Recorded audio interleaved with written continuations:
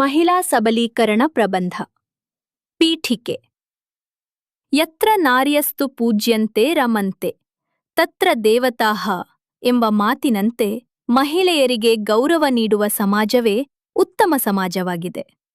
ಮಹಿಳೆಯರು ಸಮಾಜದ ಆಧಾರ ಸ್ತಂಭಗಳಾಗಿದ್ದಾರೆ.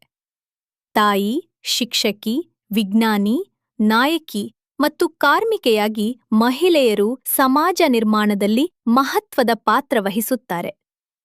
ಒಬ್ಬ ಮಹಿಳೆಯನ್ನು ಶಿಕ್ಷಣಗೊಳಿಸಿದರೆ ಒಂದು ಕುಟುಂಬವೇ ಶಿಕ್ಷಣಗೊಳ್ಳುತ್ತದೆ ಎಂಬ ಮಾತು ಮಹಿಳೆಯರ ಮಹತ್ವವನ್ನು ಸ್ಪಷ್ಟಪಡಿಸುತ್ತದೆ.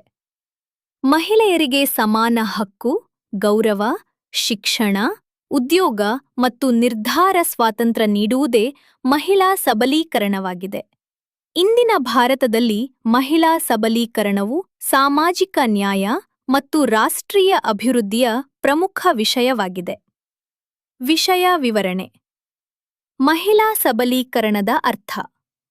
ಮಹಿಳೆಯರು ತಮ್ಮ ಜೀವನದ ಬಗ್ಗೆ ಸ್ವತಂತ್ರ ನಿರ್ಧಾರ ತೆಗೆದುಕೊಳ್ಳುವ ಸಾಮರ್ಥ್ಯ ಹೊಂದುವುದು ಮಹಿಳಾ ಸಬಲೀಕರಣವಾಗಿದೆ.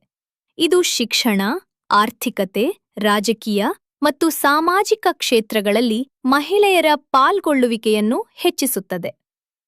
ಸಂವಿಧಾನಾತ್ಮಕ ಹಕ್ಕುಗಳು. ಭಾರತೀಯ ಸಂವಿಧಾನವು ಮಹಿಳೆಯರಿಗೆ ಹಲವು ಹಕ್ಕುಗಳನ್ನು ನೀಡಿದೆ. ವಿಧಿ 14 ಕಾನೂನಿನ ಮುಂದೆ ಸಮಾನತೆ.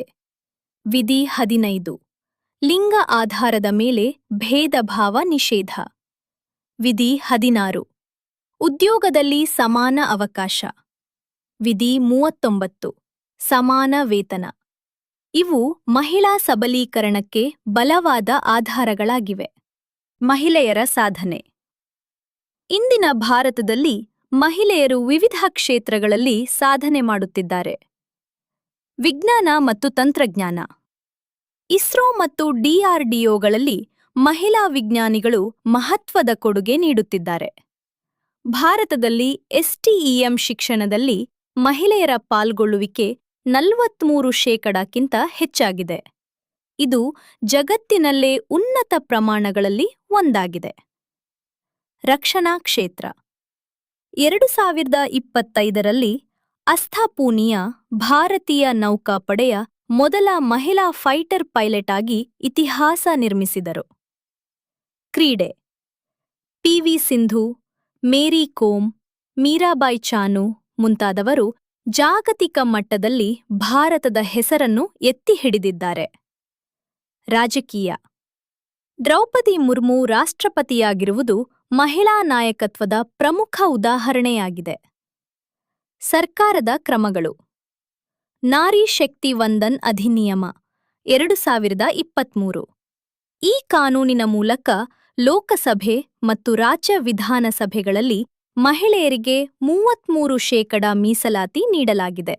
ಇದು ಮಹಿಳಾ ರಾಜಕೀಯ ಸಬಲೀಕರಣದ ಮಹತ್ವದ ಹೆಜ್ಜೆಯಾಗಿದೆ. ಬೇಟಿ ಬಚಾವೋ, ಬೇಟಿ ಪಢಾವೋ. ಹೆಣ್ಣು ಮಕ್ಕಳ ರಕ್ಷಣೆ ಮತ್ತು ಶಿಕ್ಷಣವನ್ನು ಉತ್ತೇಜಿಸುವ ಯೋಜನೆಯಾಗಿದೆ. ಸುಕನ್ಯಾ ಸಮೃದ್ಧಿ ಯೋಜನೆ. ಹೆಣ್ಣು ಮಕ್ಕಳ ಭವಿಷ್ಯಕ್ಕಾಗಿ ಉಳಿತಾಯ ಮಾಡಲು ಈ ಯೋಜನೆ ಸಹಾಯ ಮಾಡುತ್ತದೆ. 2025ರಲ್ಲಿ ಈ ಯೋಜನೆಗೆ 10 ವರ್ಷಗಳು ಪೂರ್ಣಗೊಂಡವು. ಲಖಪತಿ ದೀದಿ ಯೋಜನೆ. ಗ್ರಾಮೀಣ ಮಹಿಳೆಯರನ್ನು ಆರ್ಥಿಕವಾಗಿ ಸ್ವಾವಲಂಬಿಗಳಾಗಿಸಲು ಸರ್ಕಾರ ಈ ಯೋಜನೆಯನ್ನು ಜಾರಿಗೆ ತಂದಿದೆ. ಒಡಿಶಾದ ಸುಭದ್ರಾ ಯೋಜನೆ. 2024ರಲ್ಲಿ ಆರಂಭವಾದ ಈ ಯೋಜನೆಯ ಮೂಲಕ ಮಹಿಳೆಯರಿಗೆ ನೇರ ಆರ್ಥಿಕ ನೆರವು ನೀಡಲಾಗುತ್ತಿದೆ. ಮಧ್ಯಪ್ರದೇಶದ ನಾರಿ ಶಕ್ತಿ ಮಿಷನ್. ದೇವಿ ಅಹಿಲ್ಯಾಬಾಯಿ ನಾರಿ ಶಕ್ತಿ ಮಿಷನ್ ಮೂಲಕ ಮಹಿಳೆಯರ ಆರೋಗ್ಯ, ಶಿಕ್ಷಣ ಮತ್ತು ಉದ್ಯೋಗಕ್ಕೆ ಉತ್ತೇಜನ ನೀಡಲಾಗುತ್ತಿದೆ.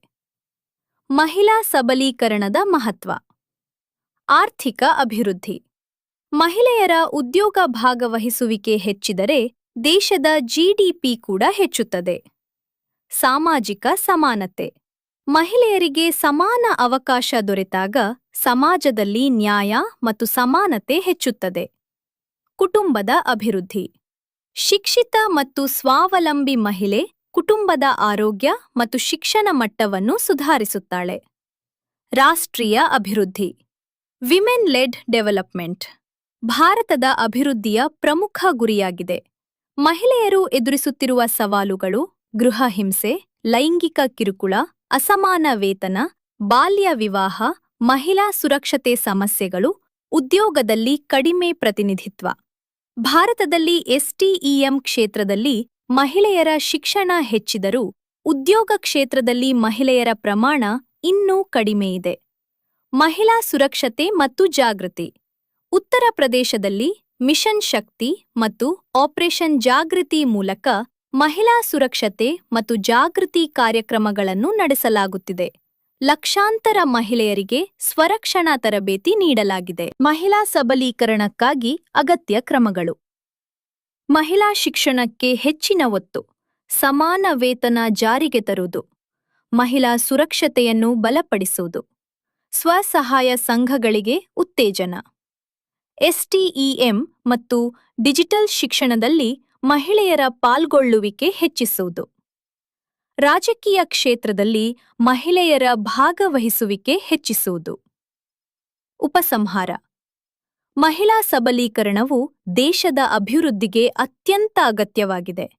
ಮಹಿಳೆಯರಿಗೆ ಶಿಕ್ಷಣ, ಸುರಕ್ಷತೆ, ಉದ್ಯೋಗ ಮತ್ತು ಸಮಾನ ಅವಕಾಶ ದೊರೆತಾಗ ಮಾತ್ರ ಸಮಾಜದಲ್ಲಿ ನಿಜವಾದ ಸಮಾನತೆ ಸಾಧ್ಯವಾಗುತ್ತದೆ. ನಾರಿ ಶಕ್ತಿಯೇ ಭಾರತದ ಶಕ್ತಿ. ಮಹಿಳೆಯರನ್ನು ಗೌರವಿಸಿ ಅವರಿಗೆ ಸಮಾನ ಅವಕಾಶ ನೀಡುವ ಸಮಾಜವೇ ನಿಜವಾದ ಅಭಿವೃದ್ಧಿ ಹೊಂದಿದ ಸಮಾಜವಾಗುತ್ತದೆ. ಸರ್ಕಾರ ಮತ್ತು ಸಮಾಜ ಒಟ್ಟಾಗಿ ಕೆಲಸ ಮಾಡಿದಾಗ ಮಾತ್ರ ಭಾರತದಲ್ಲಿ ಸಂಪೂರ್ಣ ಮಹಿಳಾ ಸಬಲೀಕರಣ ಸಾಧ್ಯವಾಗುತ್ತದೆ.